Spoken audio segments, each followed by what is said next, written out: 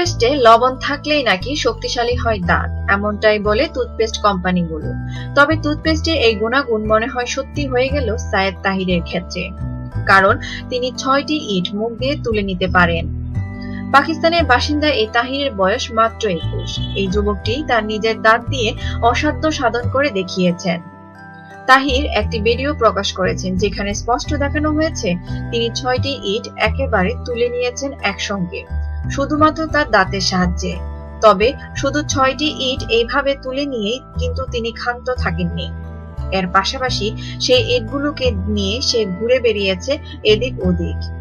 এমনকি শুধু 6টি ইট নয়, 8টি ইট নিয়েও সে অনায়াসে ঘুরে বেড়াতে পারে। এমন এক অসাধারণ একটি কাজ করে পাকিস্তানের পাঞ্জাব দেশ প্রদেশের তার এলাকায় সে আপাতত হিরো হয়ে গিয়েছেন। তবে তার নিজস্ব শিক্ষাগত যোগ্যতা কিন্তু তেমন কিছুই নেই। বিদ্যালয় থেকেও তাকে বের করে দেওয়া হয়েছিল পড়াশোনার অকৃতকার্যের জন্য।